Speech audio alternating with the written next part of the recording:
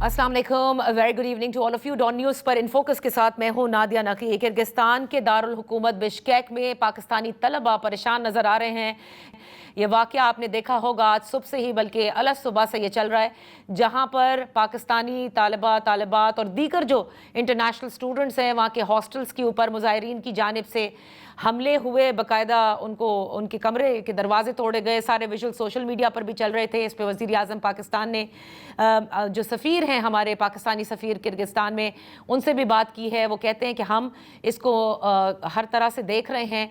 इसी तरह से दफ्तर ख़ारजा जो है उन्होंने भी तलब किया है नाज़िमुल उमूर को किर्गिस्तान के यहाँ पर, और डिमार्च करने के लिए उनको बुलाया गया। लेकिन बहरहाल ये जो वाक़या है, ये क्या वाक़या है, मुख्तलिफ स्टूडेंट से हमारी बातें भी रही हैं आज पूरे दिन, जिनसे हमने मालूमात करने की ये कोशिश की कि वो किस हाल में हैं, किस हद तक उनकी मदद की जा रही है, ये किस तरह से ये तमाम तर मामला इस हद तक संगीन हो गया कि इतने बड़े पैमाने के ऊपर हम देख रहे हैं कि मुजाहिरीन ने एक तरह से हमला किया है। ये तमाम बातें पूछेंगे। दो स्टूडेंट्स हमारे साथ इस वक्त पाकिस्तानी इस शो में हैं, जिनके हम नाम डिस्क्लोज नहीं करेंगे, पाकिस्तानी तालिबा और तालिब इल्म। इनसे जानते हैं क्योंकि जाहिर है इन्होंने भी ये चीज़ें एक्सपीरियंस की, और इसके साथ साथ जैसे मैंने कहा कि बहुत सारे और स्टूडेंट्स हैं जिनसे हम राब्ते में हैं और उन्होंने भी बड़ी बातें हमें बताई हैं। Thank you so much for joining us. मैं पहले आपसे जानना चाहूँगी, जो पाकिस्तानी तालिब इल्म हमारे साथ हैं, कि ये वाक़या एक्चुअली कहाँ से इसका आगाज़ हुआ। हमें बताया जा रहा है कि शाम 6 बजे का वाक़या था। कुछ स्टूडेंट्स कहते हैं कि शायद 7 या 7:30 का वाक़या था। बेसिकली इसका आगाज़ क्या हुआ है और क्यों ये इतने बड़े पैमाने के ऊपर मुजाहिरीन आए जिन्होंने ये धावा बोला है? सबसे पहले ये स्टार्ट हुआ था कि जब 13 मई को कुछ लोकल्स जो हैं वो ड्रिंक करके तो एक हॉस्टल में घुसे थे जहाँ पे इजिप्शियंस रहते थे और जॉर्डन के लोग रहते थे। ठीक। तो उन्होंने वहां पर जाके बदतमीजी करने की कोशिश की है, उनको तंग करने की कोशिश की है, उनको लूटने की कोशिश की है, जिस वजह से उन्होंने उनको जो हॉस्टल के लोग थे वो सारे इकट्ठे होके उन्होंने उन लोकल्स को मारा अच्छा। और उनको वहां से भगाया है 2 दफा। हम्म। जिसकी सीसीटीवी फुटेज जो थी वो के सर्कुलेट हुई है पूरे बिश्कीक में, और वो सारी वायरल हुई है। और उन्होंने फिर सारा एक गैंग बनाया है, जिसका उन्होंने एक ग्रुप बनाया है, और सारे के सारे ये जो लोकल्स हैं वो इकट्ठे हुए हैं। और कल रात उन्होंने पाकिस्तानी, इंडियन, बांग्लादेशी और पता नहीं कौन कौन से जो स्टूडेंट्स हैं जो कि इंटरनेशनल स्टूडेंट्स हैं उन पे हमला किया, उनके हॉस्टल्स पे हमला किया। उन्होंने उनके दरवाजे तोड़ दिए। दरवाजे तोड़ने के साथ साथ उन्होंने लड़कियों को हरासा करने की कोशिश की है, कोशिश नहीं की बल्कि किया है, और लड़कों पे बहुत ही ज़्यादा तशद्दुद किया उन्होंने। अच्छा। और ये भी है कि उन्होंने कईयों को मार भी दिया है, और अभी इस वक़्त कुछ लोग हैं जो कि अभी फँसे हुए हैं, आप उनको कह रहे हैं नहीं पता कईयों कि वो को कहाँ मार हैं, दिया उनको है? मार दिया का मतलब जान से मार दिया है स्टूडेंट्स को? जी, जान से मार दिया है। आप ये तस्दीक कर सकते हैं, क्योंकि अब तक जो सुबह से जो इत्तलात आ रही हैं, हमारे दफ्तर ख़ारजा भी कह रहा है कि अल्लाह का शुक्र है कि पाकिस्तानी कोई भी ऐसा स्टूडेंट नहीं है जो जाँ बहक हुआ हो, अलबत्ता ज़ख्मी ज़रूर हुए थे। जख्मी तो बहुत ज्यादा हुए हैं, लेकिन जाम बहक की भी खबरें आ रही हैं इस वक्त के एक कुछ हैं पाकिस्तानी जिन जो जाम बहक हो गए हैं। और इन्होंने हरासा किया है लड़कियों को, उनके कमरों में जाके दरवाजे तोड़ तोड़ के, जो कि वॉशरूम्स में छुपी हुई थी, उनको दरवाजे तोड़ के उनको हरासा किया है। और वो कुछ तो अपने बेड पे थी और उनके ऊपर से उनकी चादर खींचने की कोशिश की गई। अच्छा, क्योंकि हमारे साथ जो पाकिस्तानी स्टूडेंट हैं, फीमेल स्टूडेंट, वो भी हैं। मैं उनसे भी जान लेती हूँ कि जिस वक्त ये तमाम तर मुजाहिरीन धावा बोल रहे थे, आपने भी यही एक्सपीरियंस किया? जी, बिल्कुल ऐसी ही सिचुएशन है हमारी। तो देखते ही देखते जो है ये हालात इस तरह के हो गए, संगीन हो गए कि पहले तो ये सिर्फ एक हॉस्टल तक था। जब वहाँ से कर्फ्यू लगा या आर्मी ने ये जो लोकल्स थे इनको वहाँ से ख़त्म करवाया, भगाया, और बाकी स्टूडेंट्स को अपनी सिक्योरिटी में लिया जो उस ऑडिटोरियम में मौजूद थे। तो उसके बाद इन्होंने may be it was pre planned और I don't know what, but इन्होंने फिर दूसरे हॉस्टल्स की तरफ अपना रुख किया, और फिर वहाँ पे भी जो इंडियन, पाकिस्तानी, बांग्लादेशी जो भी स्टूडेंट्स इनको नज़र आते थे, ये बस मतलब آئی ڈونٹ نو کس ٹائپ کی ان کی دشمنی ہے یا کیا مسئلہ ہے ان کے ساتھ. صرف ایک وہ جو فائٹ ہوئی تھی کچھ دن پہلے, اس کی وجہ سے انہوں نے اتنا سب کچھ کیا ہے. اور کچھ ایٹ لیسٹ لڑکیوں کا ہی کچھ خیال کیا ہوتا, یا ویسے تو کسی پہ بھی تشدد اتنے زیادہ پرتشدد حالات تھے کہ لڑکے بھی جو ہے نا سسکیاں لے کر رو رہے تھے, اور لڑکیوں پہ تو انہوں نے بالوں سے کھینچ کے تھپڑ مارے. میری خود اتنی زیادہ سیمیسٹر میٹس ہیں, میں نے پھر ان سے کانٹیکٹ کیا, پوچھا کہ وہ ٹھیک ہے نہیں. ان کے وہ ساری ابھی تک بہت زیادہ سہمی ہوئی ہیں. ہم اس لیے تھوڑے سے محفوظ ہیں کیونکہ ہم لوگ جو ہے اپارٹمنٹ میں رہتے ہیں, but apartments are also not safe کیونکہ وہ لوگ اپارٹمنٹس میں بھی آ رہے ہیں.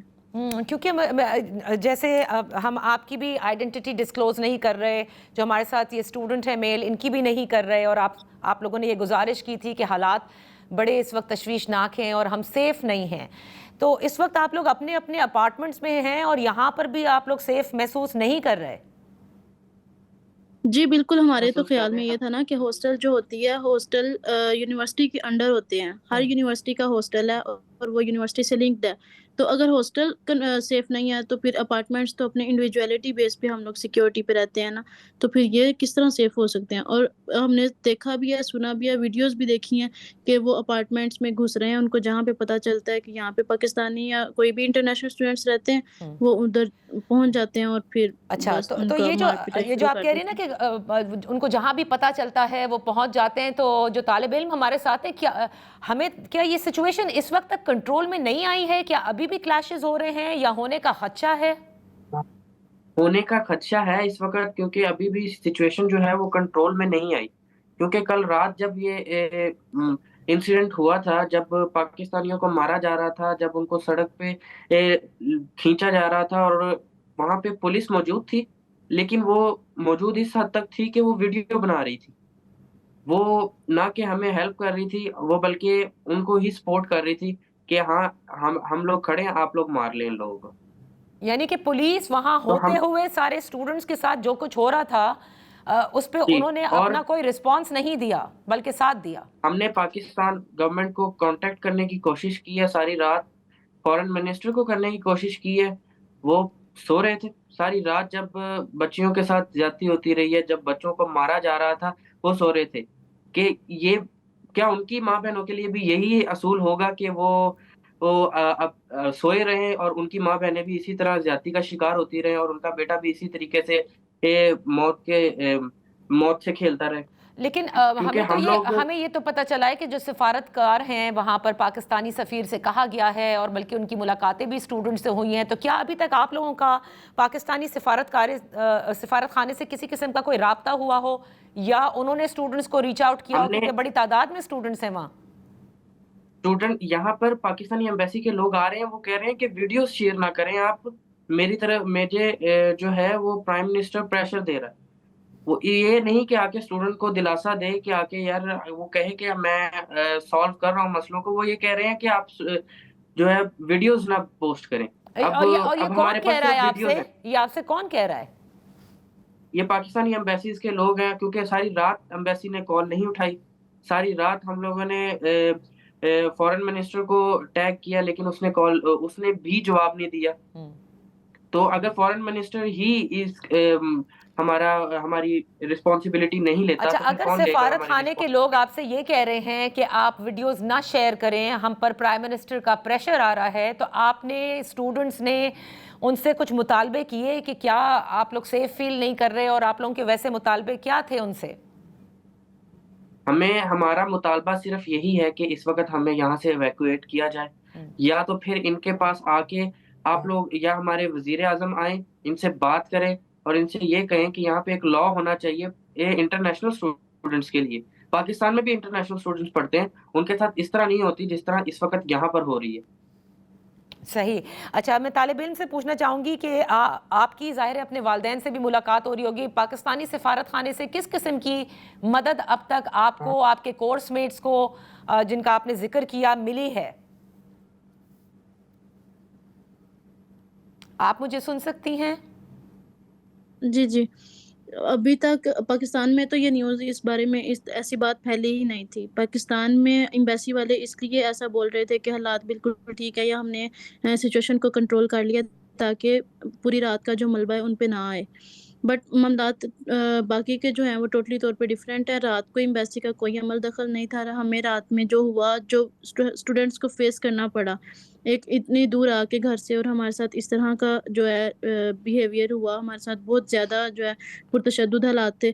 بٹ اس ٹائم پہ کوئی بھی جو ہے ہماری سپورٹ میں ہمارے لیے ہیلپ کے لیے نہیں تھا. ایمبیسی تو بالکل بھی نہیں تھی, نہ ہی کوئی ہمیں رسپانس کر رہا تھا, نہ کچھ اور. اور یہ معاملہ جو ہے کل 7:30-8 بجے کا شروع ہوا ایک ہاسٹل سے دوسرے ہاسٹل, اور پھر یہ ختم رات کو جا کے 4 بجے ہوا ہے. جبکہ آرمی آئی ہے, ملٹری کی جو ہے وہ پوری فورس آئی ہے, انہوں نے آ کے پھر اس چیز کو کور کیا, کرفیو لگایا ہاسٹل کے ارد گرد تاکہ پھر تو جب پھر حالات انہوں نے کنٹرول میں لے لیے ہیں, تو اب آپ کو کیوں ایسا محسوس ہو رہا ہے کہ یہ حالات جو ہیں کسی وقت بھی دوبارہ کشیدہ ہو سکتے ہیں اور یہ دوبارہ بھی سب کچھ ہو سکتا ہے؟ یہ انہوں نے صرف ادھر کرفیو لگایا تھا, بٹ لیکن اب دوبارہ ہاسٹل کی کوئی سیکیورٹی نہیں ہے. اور وہ ہمیں حالات اس لیے اس طرح کے لگ رہے ہیں کیونکہ وہ لوگ اپنے گھروں کو نہیں گئے. لوکلز کا غصہ ابھی بھی وہیں پہ ہے, اور پتہ نہیں وہ کس چیز کا غصہ ہے. وہ لوگ روڈز پہ ہیں, جو نظر آتا ہے اس کو پکڑ لیتے ہیں.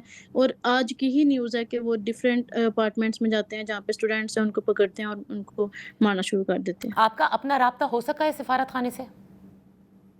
اللہ کا شکر ہے ابھی تک ہمیں ایسی کوئی ضرورت نہیں پڑی اس بات خانے سے رابطہ کرنے کی. لیکن اب انہوں نے ہمیں نمبرز دیے ہیں, ایمرجنسی نمبر, تو اب ہم لوگ ان سے کانٹیکٹ کرنا چاہ رہے ہیں. بات بھی ہوئی ہے ان سے, ویڈیوز بھی دیکھی ہیں ہم نے. وہ یہی بول رہے ہیں کہ اگر کسی قسم کا بھی مسئلہ ہو تو آپ ہم سے کانٹیکٹ کریں, ہم وہاں پہ پہنچیں گے. لیکن ایسا پاسبل نہیں ہے کہ ہم ہر انڈیویجول بندے کے پاس اپنا کوئی پولیس آفیسر یا کوئی بھی ادھر تعین کریں. صحیح. تو یہ حالات اب جس طرح کے ہیں, آپ تو یہ کہہ رہے ہیں مجھے کہ آپ کو اسٹوڈنٹس کو ایویکیویٹ کریں اور فوری طور پر پاکستان واپس لے کر آئیں. آپ ابھی بھی یہ تھریٹ فیل کر رہے ہیں. بہت سارے اسٹوڈنٹس, ویسے میں یہ بتاتی چلوں کہ انہوں نے مجھ سے بہت سارے میسیجز شیئر کیے ہیں واٹس ایپ پہ, جس میں ان کا یہ لکھا ہوا آیا کہ دوبارہ یہ حالات خراب ہو سکتے ہیں. ان کو باقاعدہ تھریٹ کیا جا رہا ہے کہ آپ فوری طور پر نکل جائیں. تو یہ واٹس ایپ میسیجز کیا ان نون نمبر سے آ رہے ہیں, آپ کے نون نمبر سے آ رہے ہیں؟ کون ہیں یہ لوگ؟ اس میں کچھ آفیشیل لوگ بھی ہیں اور بہت سے لوگ ایسے ہیں, مطلب آپ کو پتہ ہے پھر بات پھیلتی ہے. لوگ کچھ اس چیز کو کریٹ بھی کر رہے ہیں, لیکن ایسا بالکل یہ جو ہے فیک نہیں ہے. ایسا تھریٹ آ رہا ہے. یہ لوکلز آپس میں بھی ڈسکس کر رہے ہیں کہ جیسے یہ شام کا ٹائم کل کی طرح دوبارہ آئے گا تو وہ لوگ اپنا یہ کام دوبارہ سے شروع کریں گے. اور دوسری جو ہوگی دوبارہ جب یہ لوگ اٹیک کریں گے تو یہ بہت زیادہ ہمارے لیے ڈینجرس ہوگا, کیونکہ پہلے تو انہوں نے دروازے توڑ دیے, کھڑکیاں توڑ دی, اور اس دفعہ تو یہ سیدھا ہی ہمیں جو ہے پکڑیں گے. صحیح. آخر میں آپ کچھ کہنا چاہیں گے بیفور وی سے گڈ بائی ٹو یو, کہ کیونکہ یہ تھریٹ کا ذکر انہوں نے بھی کیا اور دوسرے اسٹوڈنٹس نے بھی کیا. ان تھریٹس کے بارے میں آپ نے سفارتکار, کیونکہ آپ کے پاس نمبرز موجود ہیں اور وہ آپ سے رابطے میں ہیں, ان کو بتایا کہ یہ دیکھیے اس قسم کے میسیجز آ رہے ہیں؟ کچھ لوگ ہیں جو کال اٹھاتے ہیں, اسپیسیفک نمبرز ہیں, کال اٹھا لیتے ہیں. کوئی اٹھاتا ہے, کوئی نہیں اٹھاتا. میجورٹی جو ہے وہ کال نہیں اٹھا رہی بچوں کی. اب ہر ایک انڈیویجول کو آپ جا کے ہیلپ نہیں کر سکتے. تو ہم یہی کہیں گے پاکستان گورنمنٹ سے کہ ہمیں یہاں سے نکالا جائے کسی بھی طریقے سے, اور یا پھر ہمارے یہاں پہ حالات ٹھیک کیے جائیں, ان کو روکا جائے کسی بھی طریقے سے, چاہے وہ آرمی آئے یہاں پر, چاہے وہ جس طرح مرضی ہو.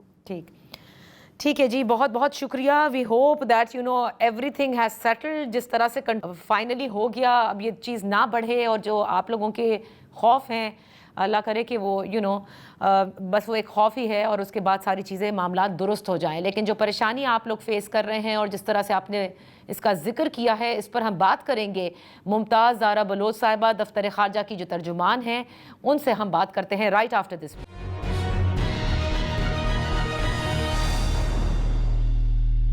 Welcome back. دفتر خارجہ کی ترجمان ممتاز زارا بلوچ صاحبہ اس وقت ہمارے ساتھ ہیں. ممتاز صاحبہ, جو کرغزستان کے اندر بشکیک کے اندر اسٹوڈنٹس کے ساتھ ہوا, ہم اب ظاہر ہے کہ آپ لوگ سب اسٹوڈنٹس کے ساتھ رابطے میں بھی ہیں, ہماری بھی بڑی بات ہو رہی ہے. میں جاننا چاہوں گی اس وقت حالات کنٹرول میں ہیں, اور جو دفتر خارجہ نے ناظم الامور کی طلبی بھی کی تھی, معاملات کس حد تک ان کی حکومت نے اب ٹیک اپ کیے ہیں؟ صحیح فرمایا. یہ آج صبح ہم نے فارن آفس میں کرغزستان کے ناظم الامور کو طلب کیا تھا, اور بڑے فورسفلی اپنے جو ہمارے کنسرنس ہیں پاکستانی اسٹوڈنٹس اور نیشنلس کی خیریت کے بارے میں، سیفٹی کے بارے میں، وہ ہم نے کنوے کیے. ان سے یہ کہا کہ ان کو فوری طور پر پروٹیکشن دی جائے اور ہمیں سارے فیکٹ سے آگاہ کیا جائے. اسی طرح سے ہمارے ایمبیسڈر کی وہاں پر سینئر حکام کے ساتھ کرگستان میں ملاقاتیں ہوئی ہیں. انہوں نے ڈپٹی فارن منسٹر کے ساتھ بھی ملاقات کی اور ہمیں اب جو انفارمیشن اس وقت ہمارے پاس ہیں اس کے مطابق صورتحال نارملائز ہو چکی ہے. ان گروہوں اور مابس کے خلاف پولیس ایکشن ہو چکا ہے اور جو ہاسٹلز ہیں فارن اسٹوڈنٹس کے، ان کے باہر پولیس تعینات ہے. اب ہمارے لیے سب سے اہم چیز یہ ہے کہ ہمارے جو پاکستانی اسٹوڈنٹس ہیں ان کو جو کل سے ایک خوف کی کیفیت ہے اس سے نکالا جائے اور ان کو ہم تسلی دیں اور ان کے اگر کوئی مسائل ہیں تو ان کو حل کریں. ہمارے پاس جو انفارمیشن ہے اس کے مطابق کچھ پاکستانی اسٹوڈنٹس زخمی ہوئے تھے، ان کو مائنر انجریز آئی تھی، ان کو فرسٹ ایڈ کے بعد ہاسپٹل سے ڈسچارج کر دیا گیا ہے. اور ایک پاکستانی اور ہیں جو کہ اسٹوڈنٹ نہیں ہیں، وہ وہاں پر ورکر ہیں، ان کو زیادہ چوٹیں آئی تھی، وہ اس وقت ہاسپٹل میں ہی زیر علاج ہیں اور ہمارے ایمبیسڈر کی ان سے ملاقات ہو چکی ہے. And we will remain in contact with them. اچھا، do you have the number of students جو زخمی ہوئے اس پورے کانفلکٹ کے اندر؟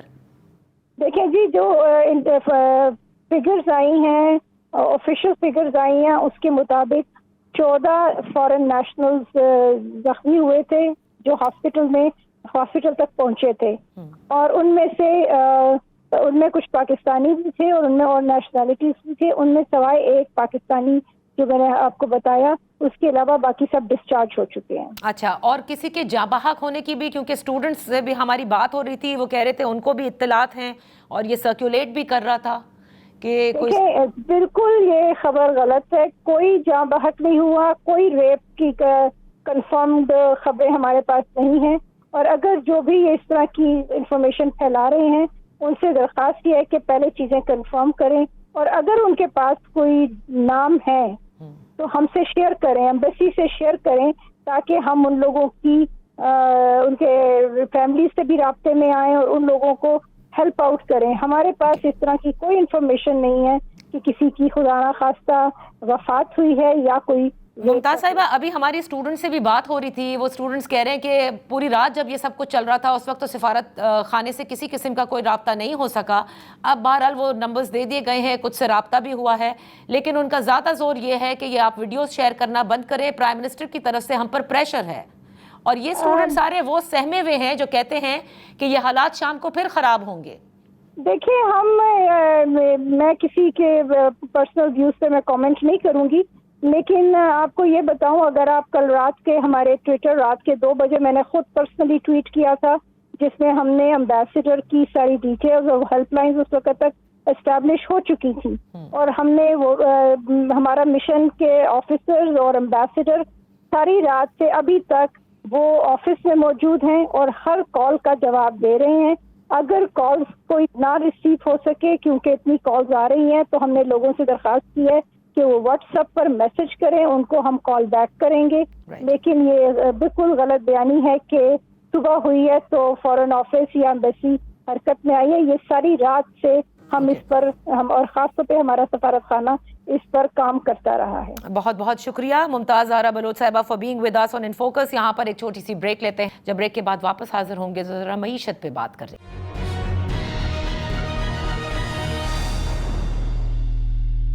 Welcome back. پاکستان کی معیشت کو درست کرنے کے لیے موجودہ حکومت کہتی ہے کہ بڑے سخت سٹیپس لیے جائیں گے اور اس کو درست کرنا ہے. آئی ایم ایف کے ساتھ مذاکرات کا سلسلہ بھی شروع ہو رہا ہے. ایک نئے بیل آؤٹ پیکج کے لیے اس وقت مذاکرات چل رہے ہیں اور اسی ضمن میں ہم دیکھ رہے ہیں کہ ٹیکس کے حوالے سے بھی بڑی باتیں ہو رہی ہیں. آج اسی سب پر بات کرنے کے لیے ہمارے ساتھ ہیں farmer finance minister Miftah Ismail صاحب. Thank you so much for being with us on in focus. میں پہلے ذرا ٹیکس کے حوالے سے بات کرنا چاہوں گی کیونکہ بہت سارے جو پلانز ہیں جن کی اناؤنسمنٹس بھی کی جا رہی ہیں وہ بڑے پریشان کن بھی ہو سکتے ہیں، شاید درست سمت میں بھی ہوں گے، یہ تو آپ ہی بتائیں گے آپ ان کو کس نظر سے دیکھتے ہیں۔ یہاں سے سٹارٹ کرتے ہیں جو ابھی کچھ روز قبل سے یہ خبریں آ رہی ہیں کہ جتنے بھی نان فائلرز ہوں گے ان کی سمز کو بلاک کیا جائے گا۔ پھر یہ بھی بتایا جا رہا ہے کہ ود ہولڈنگ ٹیکس بڑھایا جائے گا۔ اگر فار ایگزامپل ایک شخص 100 روپے کا کارڈ اپلوڈ کرتا ہے تو 90 روپے اس کے ٹیکس میں کٹ جائیں گے اور 10 روپے صرف اس کو ملیں گے اس کریڈٹ کے طور پر۔ پھر بینکنگ ٹرانزیکشنز پر بھی ود ہولڈنگ ٹیکس کی شرح جو ہے وہ دوبارہ سے بڑھا دی جائے گی۔ آپ سمجھتے ہیں کہ اسی طرح سے آپ نان فائلرز کو فائلرز بنا سکتے ہیں؟ جی شکریہ نادیہ۔ دیکھیں اس میں 2-3 چیزیں ہیں۔ نان فائلرز جو کہ ٹیکس پیئرز ہونے چاہیے جن کے پاس اتنی آمدن ہے، اور اگر وہ ٹیکس فائلرز نہیں ہیں تو ان کی سم بلاک کرنا آئی تھنک میرے خیال سے ٹھیک ہے۔ ان کا پاسپورٹ بھی بلاک کر دینا چاہیے، اور بالکل آپ یہ بات ایک دم درست ہے۔ اگر آپ یہ کہہ رہے ہیں کہ جو بھی نان فائلر ہوگا اس کا ہم 100 میں سے 90 روپے ٹیکس کاٹ لیں گے، یہ تو میرے خیال سے ایک دم غیر مناسب بات ہے۔ اگر میں اجازت دیں تو یہ کہوں کہ پاگل پنے والی بات ہے، کیونکہ بہت سے غریب لوگ ہوتے ہیں، ڈرائیورز، چوکی دار، جن کے پاس موبائل فون ہوتا ہے، وہ بیچارے نان فائلر اس لیے ہوتے ہیں کہ ان کی انکم ہی کہیں نہیں ہوتی ہے۔ 30,000 روپے کی انکم ہوتی ہے، 35,000 روپے کی، تو وہ تو ویسے ہی فائلر نہیں ہو سکتے۔ ٹو سے کہ آل نان فائلرز کے ہم 90 روپے کر دیں، آئی تھنک یہ تو میرے خیال سے یہ ہوگا بھی نہیں، ایسا کریں گے بھی نہیں ان دی اینڈ۔ جو آپ نے بات کی کہ مشکل فیصلے، تو اب یہ دیکھنا ہے کہ مشکل فیصلے کس کے لیے ہوں گے۔ اگر تو یہ مشکل فیصلے یہ ہوتے ہیں کہ ہم زراعت سے انکم ٹیکس لینا شروع کر دیں وفاق کے سٹیج پہ، تو یہ مشکل فیصلہ ہے، اور یہ فیئر فیصلہ ہوگا، کیونکہ ہم بڑے زرعی لوگوں سے ٹیکس لے رہے ہوں گے، زراعت سے، جن کے پاس ہزاروں ایکڑ یا 100 ایکڑ اور اتنی بڑی بڑی اراضیاں ہیں۔ اگر آپ کہہ رہے ہیں کہ ہم پراپرٹی کے اوپر ٹیکس لینا شروع کر دیں، تو یہ ایک بڑا اچھا فیصلہ ہے، مشکل فیصلہ ہے، لیکن بڑا اچھا فیصلہ ہے کہ آپ صاحب ثروت لوگوں سے، جو پیسے والے لوگ ہیں، ان سے ٹیکس لے رہے ہیں۔ لیکن اگر آپ ہمیشہ کی طرح وہی مشکل فیصلہ کریں گے کہ 1% سیل ٹیکس بڑھا دو، تو صابن اور ٹوتھ پیسٹ کے اوپر ٹیکس بڑھا دو جو غریب لوگوں سے لے لیا، یا سیلری کے اوپر انکم ٹیکس بڑھا دو، تو وہ کوئی فیصلہ مشکل فیصلہ تو ہے، لیکن وہ غریب کے اوپر مشکل فیصلہ ہے۔ سیاست دانوں کے اپنی مفاد کے اوپر، اپنی سیاست کے اوپر مشکل فیصلہ نہیں ہے۔ جو ملک کو اس وقت ضرورت ہے وہ ریفارمز کی ضرورت ہے، اصلاحات کی، جس میں کہ فائنینسز کی اصلاحات ہو۔ ہم NFC ایوارڈ کو دیکھیں، اور ہم ان لوگوں کو دیکھیں جو کہ بہت صاحب ثروت ہیں مگر ٹیکس نہیں دیتے۔ I was coming to the NFC، لیکن پہلے کیونکہ یہ ٹیکس کے حوالے سے ہم بڑا رونا دیکھتے آئے ہیں اور ہمیشہ ریفارمز کی بات ہوتی ہے، وہ ہوتے تو ہیں نہیں مفتاح صاحب۔ We keep on going to the IMF۔ Retailers کی جو تاجر دو اسکیم ایپ لانچ کی گئی، اب یہ جو بات آپ نے کہی نا کہ ہمیشہ دیکھیں سیلز ٹیکس بڑھا دیا، سپر ٹیکسز لگا دیے گئے، سلیبز بڑھا دیے گئے انکم ٹیکس سے، یہ تو پوچھ کر نہیں کیے جاتے۔ آخر تاجروں کی کتنی مقدس یہ کمائی ہے کہ جن کو بٹھا کر کے ان سے مذاکرات بھی کر رہے ہیں FBR والے، اور اس کے بعد ان کے تحفظات بھی دور کیے جائیں گے۔ آپ کو لگتا ہے کہ یہ ریٹیلرز پہ ٹیکس لگائیں گے؟ آپ کے وقت میں نہیں لگانے دیا گیا تھا، وہی حکومت ہے اسی پاکستان مسلم لیگ نون کی۔ نہیں، اب لگائیں گے، کیونکہ اس وقت مفتاح اسماعیل کی تجویز تھی، اب IMF کی تجویز ہے، تو ہم اتنا تو IMF کی کو توقیر دیتے ہیں، تو میرے خیال سے اب ان کو لگانا پڑے گا، کیونکہ چوائس نہیں ہے۔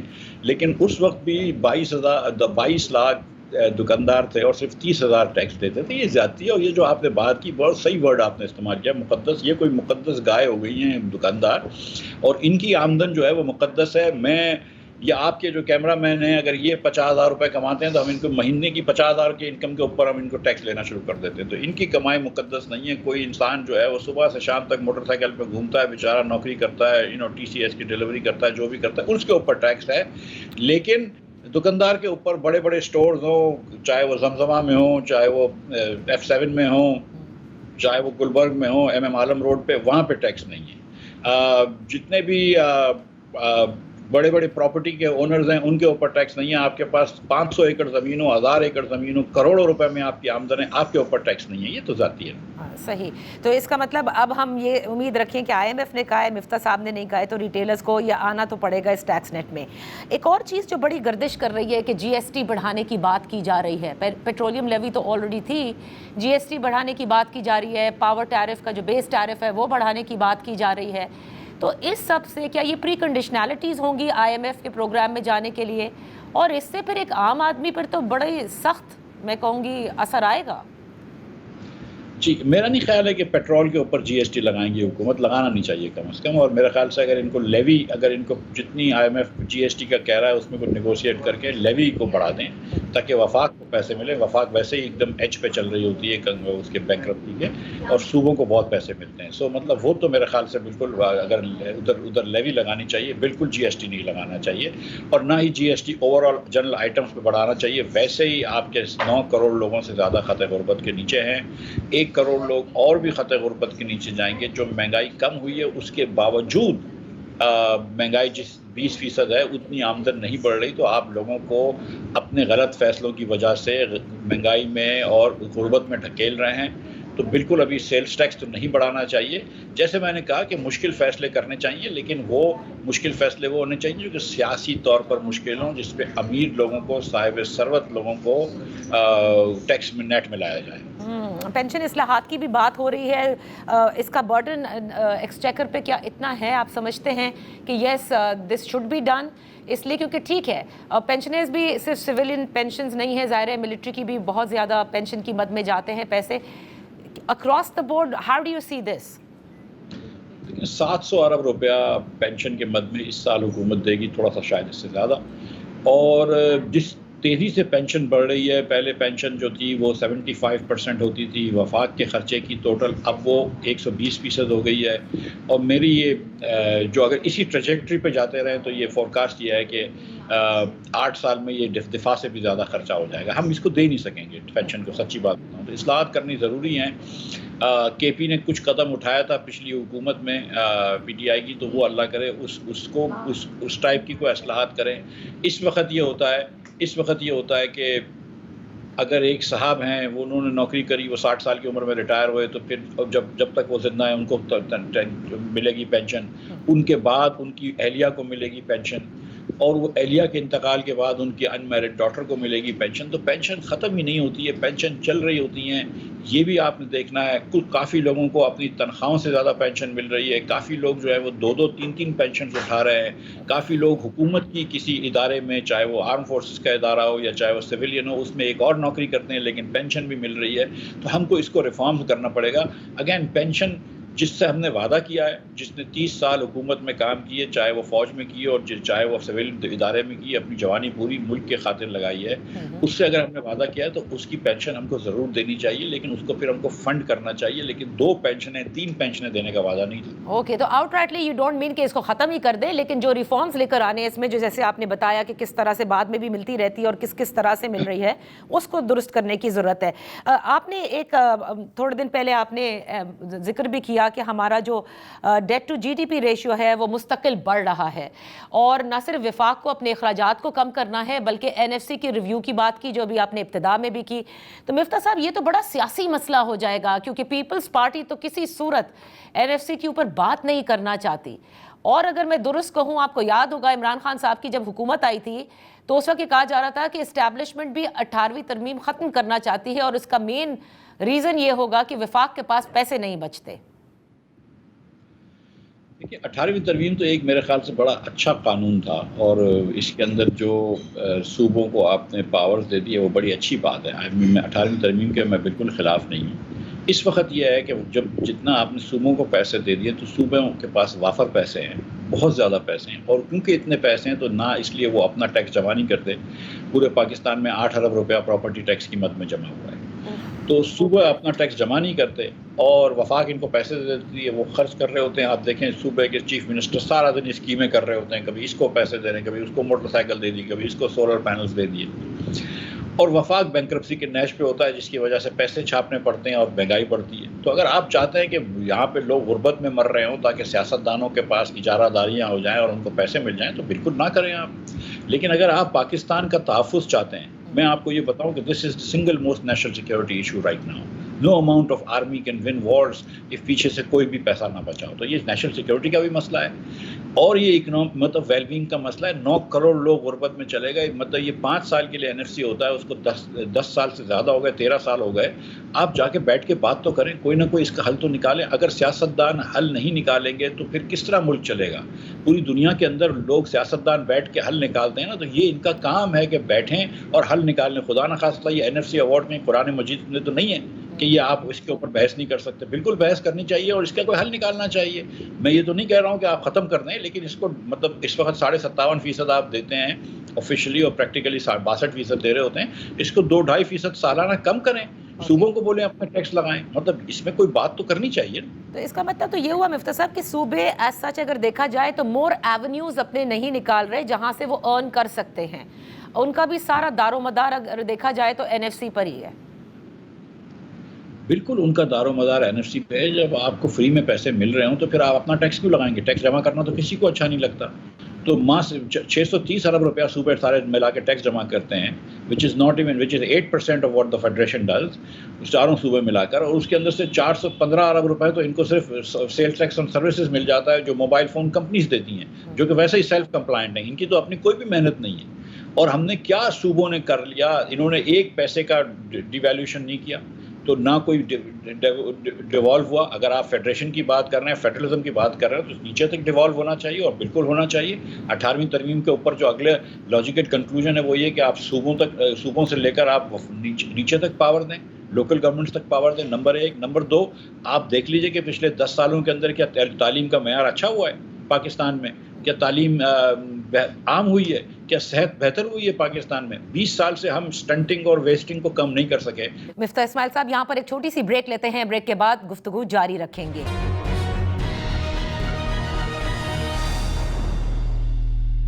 Welcome back. ان فوکس ہے فارمر فائنانس منسٹر مفتیٰ اسماعیل صاحب. مفتیٰ صاحب ایک چیز اور جو کہ سامنے آئی, پراپرٹی لیکس, اور ایسا لگا کہ جیسے بڑی ڈاؤن پلے ہو گئی, کوئی بڑی بات نہیں ہے. میں یہ نہیں کہہ رہی کہ سب کی ill gotten منی ہوگی یا we don't need to see, but یہ کیا سوچنا نہیں چاہیے کہ 12 ارب ڈالر تقریباً کی پاکستانی سرمایہ کاری کرتے ہیں دبئی میں. شبر صاحب کہتے ہیں 20 ارب سے بھی زیادہ ہے. یہ تو کچھ بھی نہیں ہے جو اس وقت سامنے آئی ہے.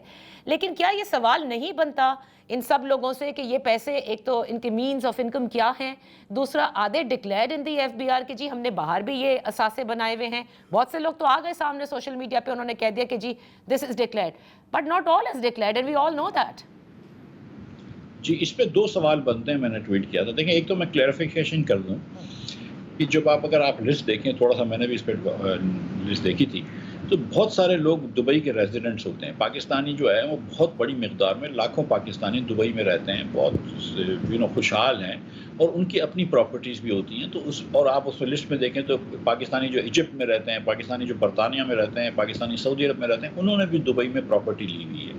تو یہ سارے کے سارا پیسہ پاکستان سے نہیں گیا, وہ دبئی میں کمایا ہوا پیسہ ہے جو پاکستان میں لگایا ہوا. لیکن یہ بات درست ہے کہ پاکستان سے بہت سارے لوگوں نے وہاں پر پراپرٹیز لی ہے. پہلا سوال جو آپ نے کرا ایک دم درست ہے کہ یہ ڈکلیئرڈ ہیں کہ نہیں. یہ ڈکلیئر ہونی چاہیے. اگر ڈکلیئرڈ ہیں تو پھر کوئی مسئلہ نہیں ہے. اگر آپ نے یہاں پہ بتا دیا ہے کہ انکم ٹیکس کے اندر کہ میرے پاس یہ تھا, اس کا مطلب ہے کہ آپ نے یہ آپ کا ٹیکس پیڈ انکم ہوگی, آپ نے آفیشیل ٹرانسفر کیا ہے, everything is fine, so there is no issue there. یا آپ نے کوئی ایمنسٹی کا فائدہ اٹھایا, which is again there is no issue there. Second چیز جو ہم کو زیادہ نادیہ سوچنا چاہیے, یہ ہونا چاہیے کہ یہ کیوں ایسا ہے کہ پاکستانی لوگ جو ہیں وہ پاکستان سے باہر پیسے لے جاتے ہیں اور دبئی میں رکھ لیتے ہیں.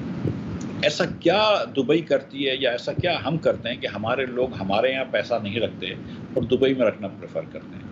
تو ہم کو اپنے حکومت کے پالیسی میکرز کو بھی اپنے گریبان میں جھانک کے دیکھنا چاہیے کہ شاید اگر ہماری پالیسیز بہتر ہوں, شاید اگر ہمارے یہاں ریٹرن آف انویسٹمنٹ تھوڑا سا بہتر ہو یا زیادہ سیف ہو, یا اگر ہمارا پیریوڈک جھٹکے نہ آتے ہوں پاکستانی کرنسی کے اندر کہ اچانک یہ 60 روپے سے 80 روپے ہو گئی, 80 سے 110 ہو گئی, 100 سے 200 ہو گئی, مطلب اس طرح کی اگر ہم حرکتیں نہ کرتے ہوں, ہم اگر تھوڑے سے زیادہ ریزنیبل فائنینشیل پالیسیز کرتے ہوں, تو ہو سکتا ہے پاکستانی انسیکیور نہ فیل کریں اور دبئی نہ لے کے جائیں.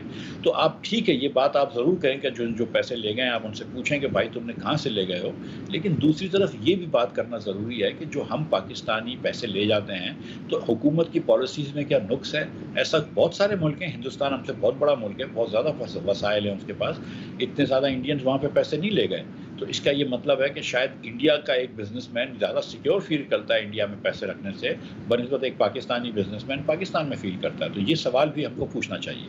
صحیح, بالکل بالکل آپ درست کہہ رہے ہیں. آئی ڈونٹ نو کہ اس کے اوپر کیا لے دے ہو رہی ہے, اس لیے کیونکہ آپ کو یاد ہوگا کہ جس دن یہ آیا خواجہ آصف صاحب نے بھی کہا کہ پاناما کے بعد کیا ہوا تھا, یہ ایک اور چربہ کھول دیا گیا ہے, اس میں بھی کچھ نہیں ہوگا, اور اس کے بعد اس کے اوپر کچھ زیادہ ذکر بھی نہیں ہو رہا. دیکھیے پاناما کے اندر تو آپ کو میاں نواز شریف کی حکومت کو گرانا تھا، اس لیے یہ ساری بات ہوئی ہے، ورنہ تو اس کے بعد کوئی ایک اور کسی ملک کے نام سے بھی لیکس آئی تھی، مجھے یاد نہیں ہے کس ملک کے نام سے، ایک اور بھی لیکس آئی تھی. وقفاً فوقفاً ہم نے دیکھا ہے کہ سیاستدانوں کی پراپرٹیز باہر ہوتی ہیں. عمران خان صاحب کی ہمشیرہ علیمہ باجی کی بھی پراپرٹیز نیو جرسی کے اندر نکل کے آئی ہیں. میاں نواز شریف کے بچوں کی پراپرٹیز باہر ہیں.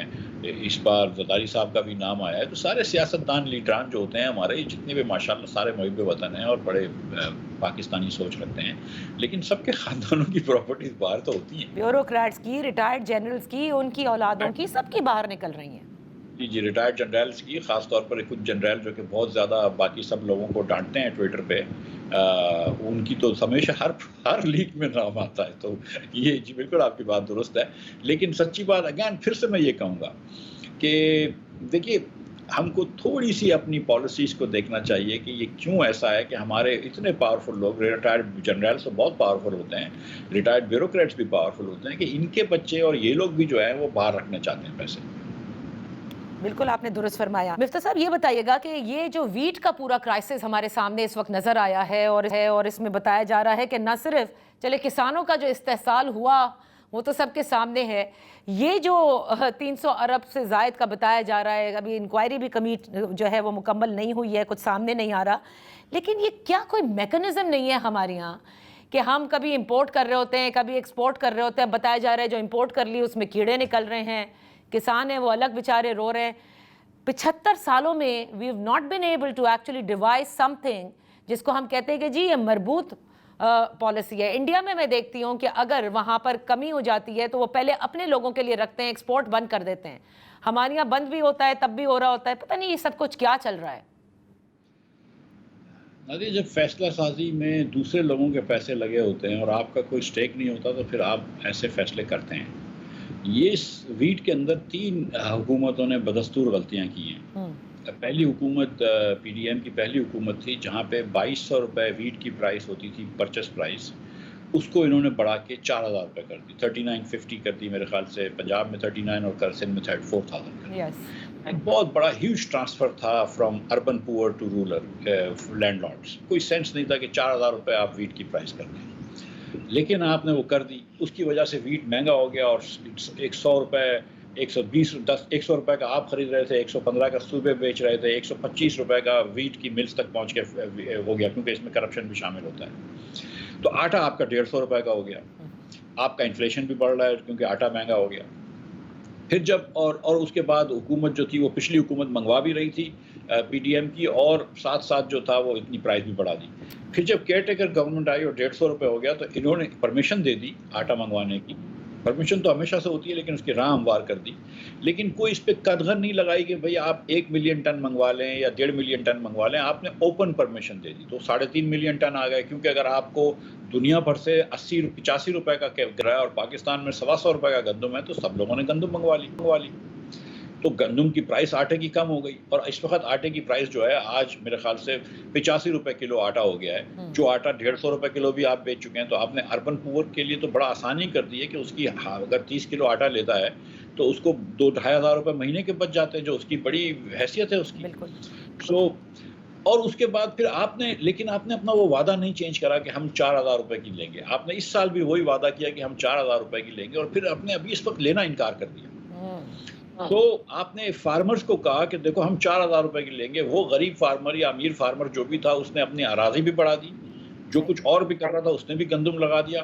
اس نے بیچارے نے قرض لے کر اس پہ کھاد بھی ڈال دی، یو اے پی بھی ڈی اے پی بھی ڈال دی، یوریا بھی ڈال دیا تاکہ اچھا، کیونکہ پیسے اچھے مل رہے تھے. اور جب وہ اس نے سوچا کہ میں یہ 4,000 روپے کی بیچوں گا، اس سے پتہ نہیں گھر بناؤں گا، بچے کی شادی کروں گا وغیرہ وغیرہ، آپ نے کہا ہم خرید ہی نہیں رہے. یہ بھی نہیں کہہ رہے کہ 90 روپے کی خرید لیں، 80 روپے کی خرید لیں، آپ نے کہا ہم خرید ہی نہیں رہے. اب سیاست دانوں کے ذہن میں ایک چیز جو ہے نا وہ نہیں سمجھ آتی معذرت کے ساتھ، کہ ان کو 2 چیزیں ایک ساتھ کرنی ہیں. ان کو گندم مہنگا چاہیے تاکہ فارمرز کو اچھے پیسے ملیں، لیکن آٹا سستا چاہیے تاکہ غریب لوگوں کو اوپر بوجھ نہ پڑے. یہ ہو نہیں سکتا. گندم مہنگی ہوگی تو آٹا مہنگا ہوگا، آٹا سستا ہوگا تو گندم سستی ہوگی. تو یہ بیسکلی ایکچولی ان کی انکمپیٹنس ہے. ریئلی میں آپ کو سچ بتاؤں، تھوڑی سی سیاسی وہ ہے، سیاسی لالچ ہے. کہ سستی روٹی کی جا سکے. دیکھیں نا، آپ سستی روٹی کا تو کریڈٹ لیتی ہیں یا لیتے ہیں کہ سستی روٹی ہو گئی، لیکن پھر ساتھ ساتھ سستی اگر روٹی ہوگی تو گندم بھی سستا ہو جائے گا. لیکن جو اس سال آپ کر رہے ہیں, جو آپ نے فارمرز کے ساتھ یہ وعدہ خلافی کری ہے کہ میں 3,000-4,000 روپے کا آٹا لوں گا, لیکن آپ نہیں لے رہے آٹا پر منتھ, تو اگلے سال یہ فارمرز کے پاس پیسے ہی نہیں ہوں گے بیج بونے کے, یہ فارم لگانے کے. اگلے سال آپ یہ 200-300 روپے کا گندم لے رہے ہوں گے, تو لہٰذا حکومت کو چاہیے کہ فل فور آٹے کی خریداری شروع کرے. یہ فری فال ہے مارکیٹ میں اس وقت. میں آپ کو بتاؤں, ایک ہفتے میں 10 روپے پرائس اور گر گئی ہے. اس وقت 75 روپے کلو آٹا ہے. کچھ دنوں میں گندم میں, کچھ دنوں میں آٹا جو ہے وہ آپ کا 85 روپے سے کم ہو جائے گا. چلیں پھر تو روٹی وہ 16 روپے کے بجائے شاید ہو سکتا ہے 10 روپے کی واپس ملنے لگے. جی, لیکن the thing is کہ at what cost? At what cost? Exactly what you are saying. Between urban poor and rural poor, وہ بھی تو مر رہے ہیں نا. رورل پور بھی تو ہمارے ہی لوگ ہیں نا, وہ بیچارے مر رہے ہیں. ان کے لیے تو اب اور آپ نے وعدے کیے ہوئے تھے. صحیح, بالکل آپ صحیح فرما رہے ہیں. لاسٹلی میں ایک چیز پوچھنا چاہوں گی. آپ نے ذکر کیا تھا کہ اس وقت تک تو خیر فائنانس منسٹر نہیں بنے تھے, لیکن آپ نے اورنگزیب صاحب کا ذکر بھی کیا. آپ نے کہا بڑے اچھے آدمی ہیں. میں جاننا چاہتی ہوں اب تک جتنے فیصلے ہو رہے ہیں آپ سمجھتے ہیں مداخلت کے بغیر ہو رہے ہیں؟ اور میں مداخلت خدا نہ خواستہ اسٹیبلشمنٹ کی نہیں کہہ رہی, سیاسی مداخلت, کیونکہ آپ کے وقت بھی مداخلت بڑی ہوتی تھی. اسٹیبلشمنٹ کی مداخلت کو مداخلت نہیں کہتے, پریشر کہتے ہیں. نہیں کچھ نہیں کہتے, ہم ہائیبرڈ کہتے ہیں, رائٹ. نہیں دیکھیں, گزارش یہ ہے کہ اورنگزیب صاحب اچھے آدمی تھے, اچھے آدمی ہیں, اور انشاءاللہ اچھے آدمی رہیں گے, اس میں کوئی ڈاؤٹ نہیں ہے. میرے خیال سے اورنگزیب جو ہے وہ اپنا کام کر رہے ہیں. اورنگزیب کے اوپر صرف یہ نہیں ہے جدھر سے آپ سوچ رہے ہیں کہ ڈار صاحب نے ان کو مداخلت کری یا ٹانگ کے چیز. اورنگزیب کے اوپر اور بھی پریشر ہوتا ہے کہ شہباز صاحب کتنی اجازت دیتے ہیں کتنی چیزیں کرنے کی, ایس او ایز کا کیا کر سکتے ہیں. وہاں پہ کچھ ٹرف وار بھی چل رہی ہے ایس او ایز کے اندر کہ وہ پرائیویٹائزیشن کی کمیٹی میں جائے گی یا ایس او ایز کی کمیٹی میں جائے گی. دیگر چیزیں ہوتی ہیں. اورنگزیب صاحب کو اگر دکانداروں پہ ٹیکس لگانا ہے تو اس کو شہباز صاحب کس طرح لیتے ہیں, کتنا ڈیل کرتے ہیں, بہت ساری چیزیں ہوتی ہیں. So it's not just one person, it's the whole PMLN mind set which will stop him from doing some of the things that he needs to do. بہت بہت شکریہ مفتاح اسماعیل صاحب for being with us on In Focus. یہاں پر programme کا وقت ختم ہوتا ہے, پھر آپ کی خدمت میں کل حاضر ہوں گے. خیال رکھیے گا. اللہ حافظ.